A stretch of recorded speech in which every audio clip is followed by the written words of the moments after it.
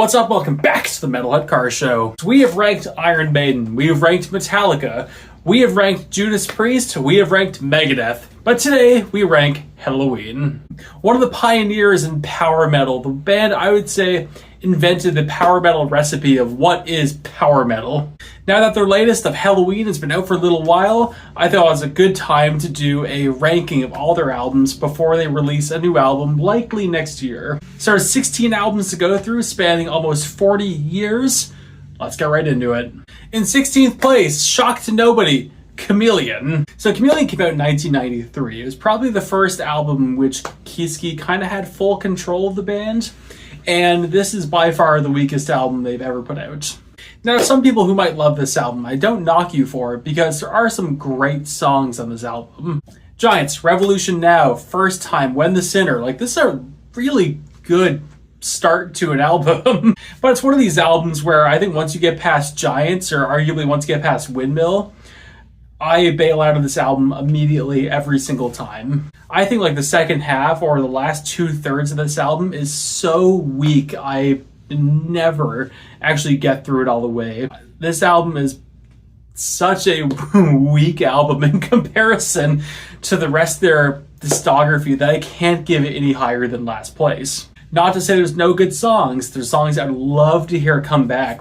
Hearing Giants with Kiske and Andy would be a blast live. But truthfully, as much as I want to say good things about some of these songs, it's absolutely in last place. In 15th place, this might be a little bit confusing, but The Seven Sinners. So The Seven Sinners came out in 2010. It came out right when Helloween was kind of having this groove towards how they're doing their albums, or how the albums would sound at the end of it. They're getting a little formulaic, but it's a pretty good formula. It did work. The issue with this album is I just never have any interest in really going back to it. It truly has some awesome songs like Are You Metal, Where the Sinners Go, Who is Mr. Madman, but honestly, a lot of the album I just find a little bit forgettable, and I don't really have much interest to go back to it. But for those reasons, it's going in 15th place. 14th place, this is probably in a lot of people's bottom of 3, and probably for some people, it's probably their least favorite album, but Godgiven Right.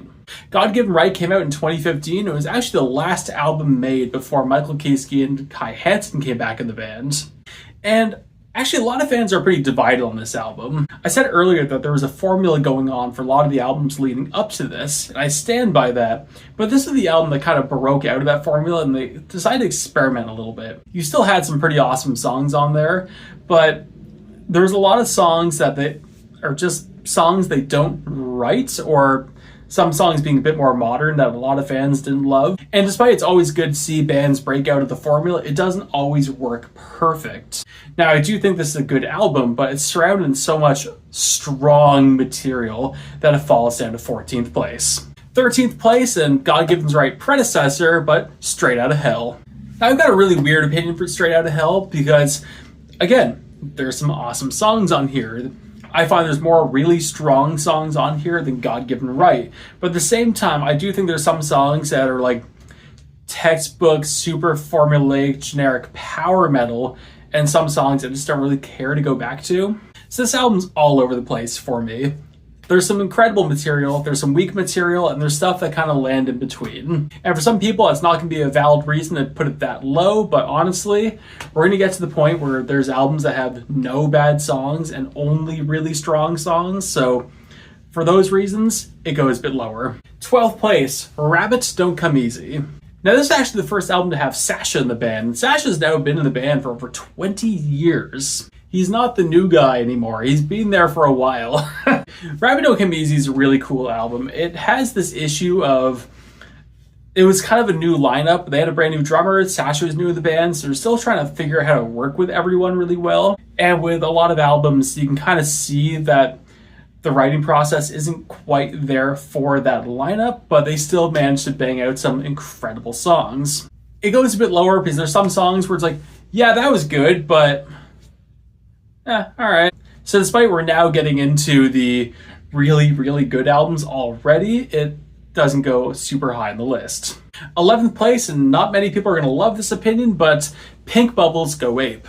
Now, Pink Bubbles Go Ape was actually the first time Michael Kiske was in full control of Helloween, and that had mixed results. Now, some people don't like this album because it's so much lighter in tone and just downright goofier than the 3 albums that came before it.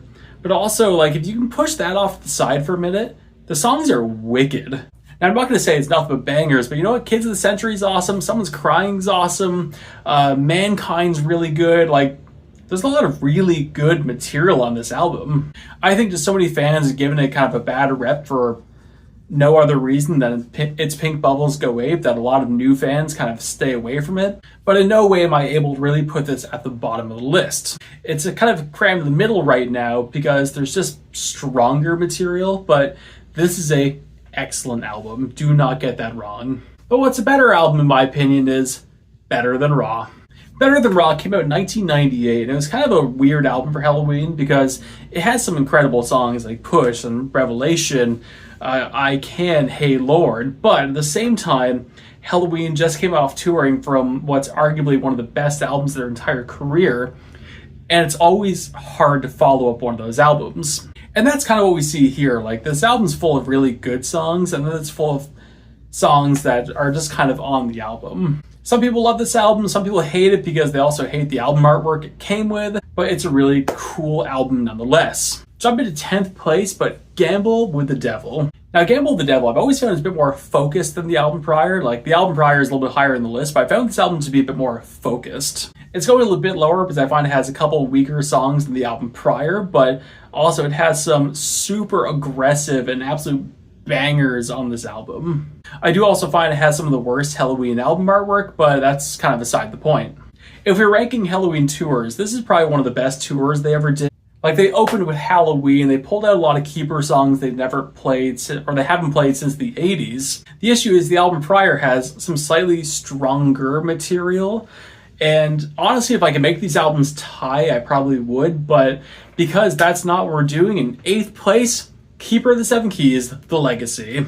Now, Helloween decided to do Keeper of the Seven Keys, The Legacy, because A, Andy's never got to do a Keeper album, B, they had a really strong lineup. Now having Andy, Michael, Marcus, Sasha, and Danny in the band, that was the lineup until 2016. Since they had this super strong lineup, they decided it was time to do a Keeper album. And with that, they made like one of the best opening songs to any Helloween album, being King for 1,000 Years. Frankly, it's probably one of the strongest songs in Andy's entire discography with Helloween. There's a lot of really cool material on here. There's a lot of really solid material on here. They probably made one of the weakest singles I've ever heard from Helloween, being Mrs. God. Some people might love the song, but I personally just can't get into it. The unfortunate reality of this album was, despite Helloween put so much pride into this album, and they saw it as an album that truly deserved the Keeper name, a lot of people saw it as just kind of another Helloween album that just happened to get the Keeper name, which is pretty unfortunate.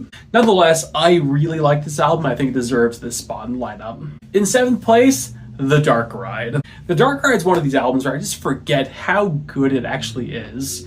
Like, it has a lot of really strong material that I think a lot of people do know about, but all the songs kind of in between are just really strong material. The only kind of downside I'm going to say about the album is it has a bit of a weird transitioning sound to it, where it still sounds kind of like a 90s Helloween album, but also it's breaking into the 2000s sound we got to hear from Rabbit Don't Come Easy and Keeper Legacy, which some bands have. That's not really a new thing, but it still being there makes the album sound a little older than it actually is, which isn't really a valid complaint, but it's something I've just kind of noticed. And despite I do think it is an incredible album, I do still have to say there are songs I just forget about. They're great, but I never remember they're great. If they're a bit more memorable, or if the sound was just a bit more solidified, I think it would be a bit higher in the list, but it is what it is. 6th place in the first Andy album, Master of the Rings. Now, this album had so much riding on it because by the end of the Chameleon tour, Helloween was in generally a really bad place.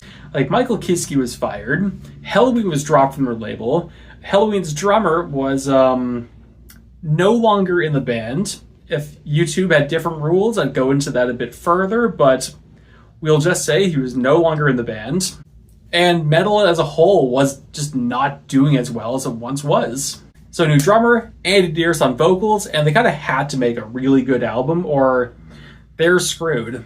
And with that, they made Master of the Rings. What's cool about Master Rings is just the crowd reaction to it. Like, you see Helloween get on stage during the Chameleon tour, and everyone's pretty still. Everyone's just kind of there. But you see the crowd reaction when Helloween jumps on stage and they start playing Soul Survivor, and everyone's rocking out. Everyone's having a great time. Everyone's having fun because they're making metal again.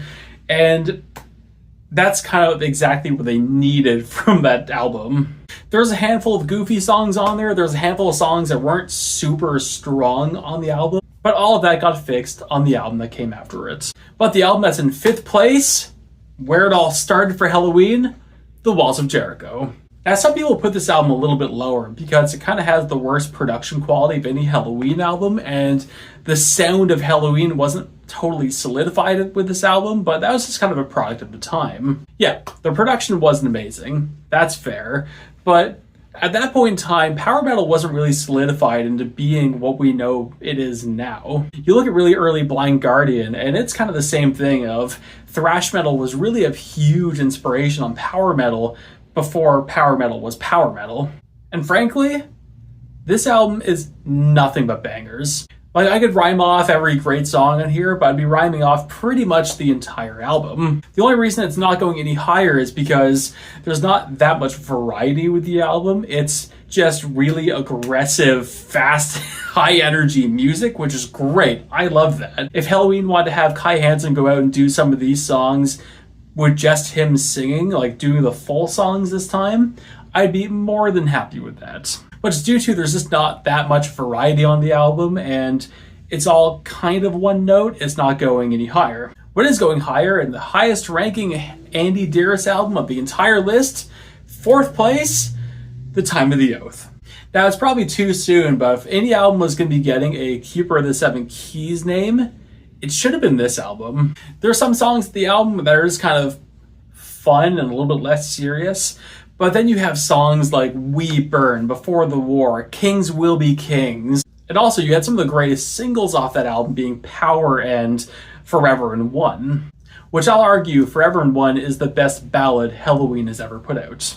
So this will be an opinion not many people really love, but if they just pulled out a couple songs like maybe Steel Tormentor or I can't remember the name of the song, but Anything Your Mama Don't Like, if those songs were just kind of pulled out and it was just the fat was trimmed off to just like the solid meat of the album, it might actually be higher on the list. But because it has some of the goofy songs that I personally don't really care about, it's going in 4th place. In 3rd place, Keeper of the Seven Keys Part 1. Now, Keeper of the Seven Keys Part 1 was Helloween's 2nd album, and nothing but bangers. Opens with I'm Alive, ends with Helloween, has one of the best ballads of any metal band being A Tale That Wasn't Right. But one of the main songs I really need to talk about on this album is Twilight of the Gods. Now, I mentioned earlier Helloween made the formula of what power metal truly is, and I think that came from Twilight of the Gods. Ultra high vocals, things you kind of sing along to, loads of guitar solos, super high energy, guitar harmonies. Like, this song is power metal.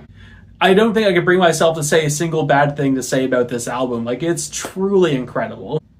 But personally, I like Helloween a little bit more. Putting anything above the Keeper albums might be blasphemy, but also you're on my page, I'll say whatever I want. Helloween is truly amazing. If this album sucked, it probably would have hurt the band a lot.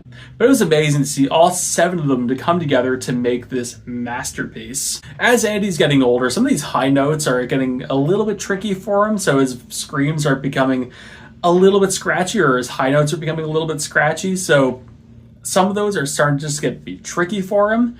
But now you have Michael Kiske back in the band, so any of those notes could be done by him, whilst Andy's dealing with more of a mid-range. And despite Andy and Michael have such different voices, they play off each other so well, which is amazing to see. When they make any albums now, they just drop the egos, drop the bullshit, and they make incredible music.